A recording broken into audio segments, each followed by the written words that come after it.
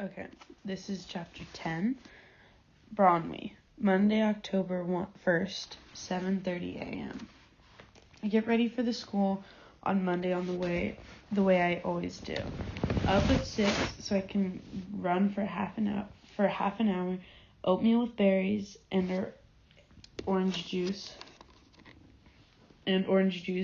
at 6:30 and shower 10 minutes later. Dry my hair, pick out clothes, put on sunscreen, scan the New York Times for 10 minutes, check my email, pack my books, and make sure that my phone is fully charged. The only thing that is different is the 7:30 meeting with my lawyer. Her name is Robin Stafford, and according to my father, she's brilliant and highly successful criminal defense attorney, but not overly high profile, not the kind of lawyer atomically associated with guilty rich people trying to buy their way out of trouble. She's right on time and gives me a wide, warm smile when Maeve leads her into my kitchen. I wouldn't be able to guess her age by looking at her. But the bio my father showed me last night says she's 41. She's wearing a cream-colored suit that's striking against her dark skin, subtle gold jewelry and shoes that look expensive but not Jimmy Choo level.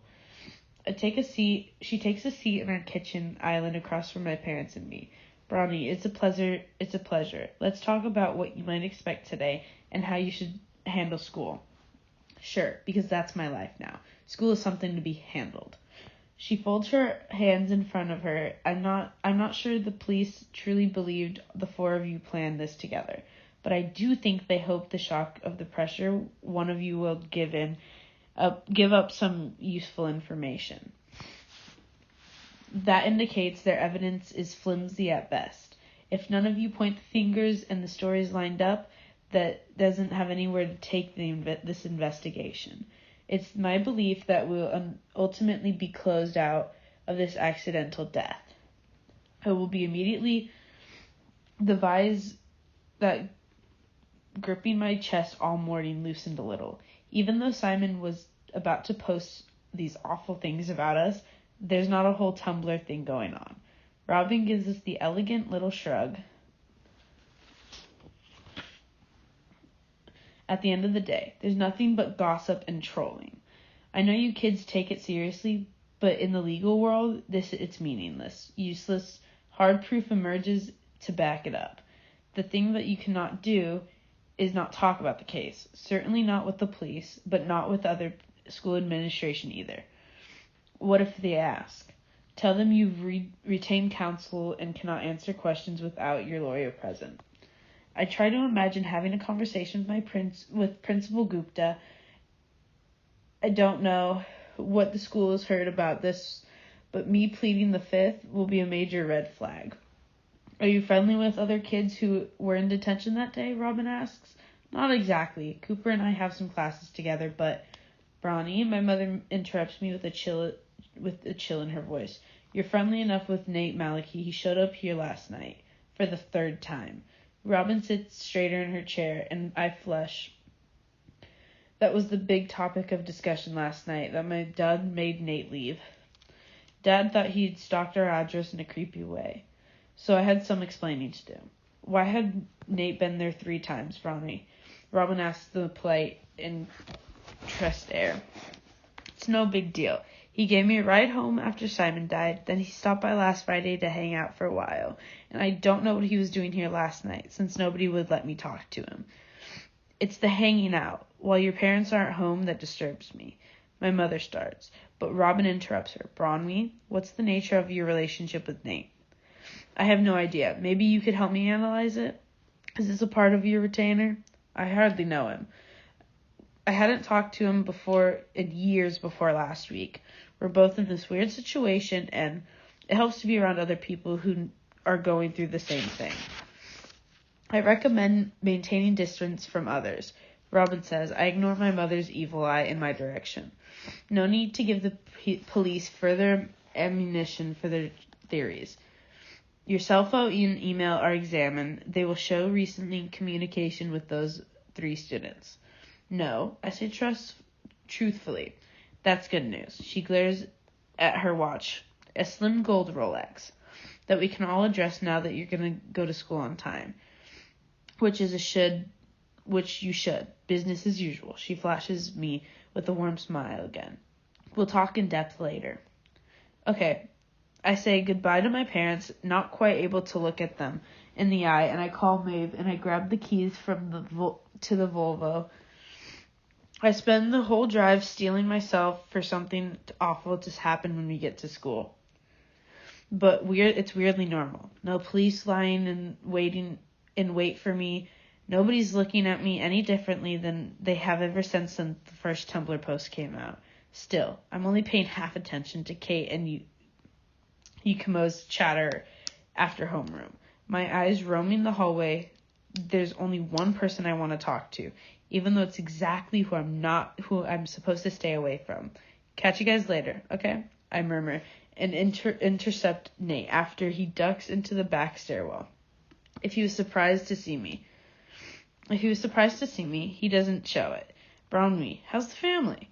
I lean against the wall next to him and lower my voice. I wanted to apologize for my dad making you leave last night. He's kind of freaked out by all this. Wonder why. Nate drops his voice as well. Have you been searched yet? My eyes widen. He laughs darkly. Didn't think so. I was. You're probably not supposed to be talking to me, right? Said I can't help but glance at the empty stairwell, as I'm already paranoid that Nate's not helping. I have to keep reminding myself that we did not, in fact, compromise or conspire to murder. Why did you stop by? His eyes search mine as though he's about to say something profound about life, death, and the presumptuation of ignorance.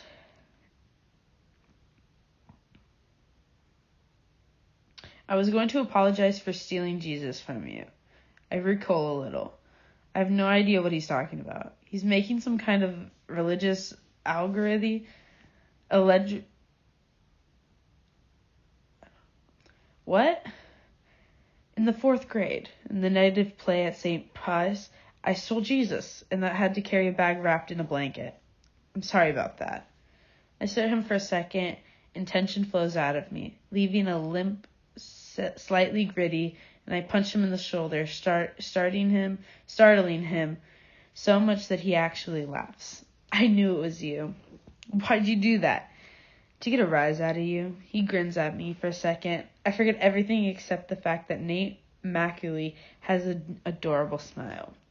Also, I wanted to talk to you about all this, but I guess it's too late. You must be lawyered up by now, right?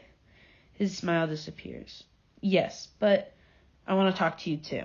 The bell rings, and I pull my phone out, and then I remember Robin asking about communication records between the 4 of us, and that stuff it back into my bag. Nate catches the gesture and snorts out another humorous laugh. Yeah, exchanging numbers is a shit idea. Unless you want to use this. He reaches into his backpack and hands me a flip phone. I take it generously. What is this? An extra phone. I have a few. I run my thumb across, covering with a drawing idea of what it might be for. He adds hastily, "It's new. Nobody's gonna call it or anything. But I have a number. I have the number, and I'll call you. You can answer or not. Up to you." He pauses and adds, "Just, don't leave it lying around. They get a warrant for your phone and computer. All they can touch.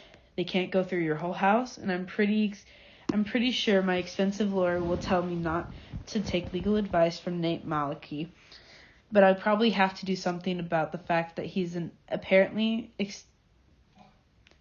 exhaustively supply of the same cheap phones that corralled us all into detention last week. I watch him head up the stairs, knowing I should drop the phone into the nearest trash can, but I put it in my backpack instead. Cooper, Monday, October 1st, 11 a.m.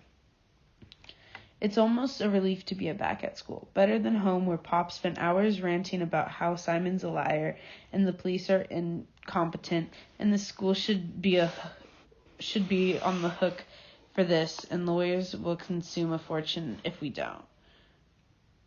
Or will cost a fortune we don't have.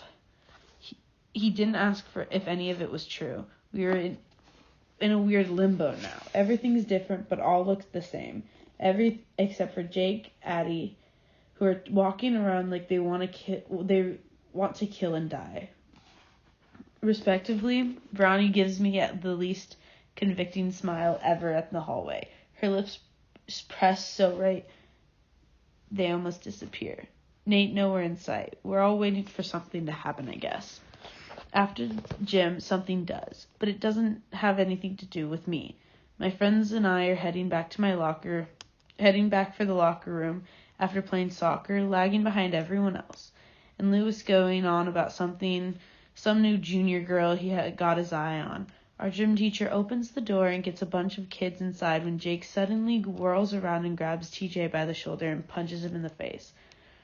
Of course, TF from about that is TJ Forrester. The lack of J confused me. I grab Jake's arm, pulling him back before he can throw another punch, but he's so furious he almost gets away from me. Before Lewis steps in to help, even then, the two of us can barely hold him. You asshole, Jake spits at TJ, who staggers but doesn't fall. TJ puts a hand to his bloody, possibly broken mess of a nose, and he doesn't make an effort to go after Jake. Jake, come on, man, I say as the gym teacher races towards you. You're going to get suspended. Worth it, Jake says bitterly. So instead of today's big story being Simon, and it's about how Jake Riordan got sent home for punching TJ Forrester after gym class. And since Jake refused to speak to Addie before he left, she's practically in tears. Everyone's pretty sure they know why. How could she? Keely murmurs in the lunch line as Addie shuffles around like a sleepwalker. We don't know the whole story, I remind her. I guess it's good Jake's not here since Addie sits with us at lunch like usual. I'm not sure she'd have the nerve to otherwise, but she doesn't talk to anybody else. Nobody talks to her. They're pretty obvious about it. Vanessa, who has been the bitchiest girl in our group, physically turns away from Addie when Addie takes the chair next to her. Even Keely doesn't make an effort to include Addie in the conversation. Bunch of hypocrites. Lewis was on Simon's app for the same damn thing Vanessa tried giving me a hand job at the pool party last month, and they shouldn't have judged anyone. How's it going, Addie? I ask, ignoring the stares of the rest of the table. Don't be nice, Cooper, she says. She keeps her head down, her voice low. I can hardly hear it. It's worse if you're nice. Addie, all the frustration I've been feeling finds a way into my voice. When Addie looks up, a jolt from understanding passes between us. There are a million things we should be talking about, and we can't say any of them. It'll be all right. Keely puts her hand on my arm, asking, what would you do? What do you think? And then I realize I've missed the entire conversation. About what? She's giving me a little shake. About Halloween. What should we be for Vanessa's party? I'm disoriented. I just got yanked into some shiny video game version of the world where everything is too bright and I don't understand rules. God, Keely, I don't know. Whatever. It's almost a month away. Olivia clucks her tongue disapprovingly. Typical guy. You have no idea how hard it is to find a costume that's sexy but not slutty.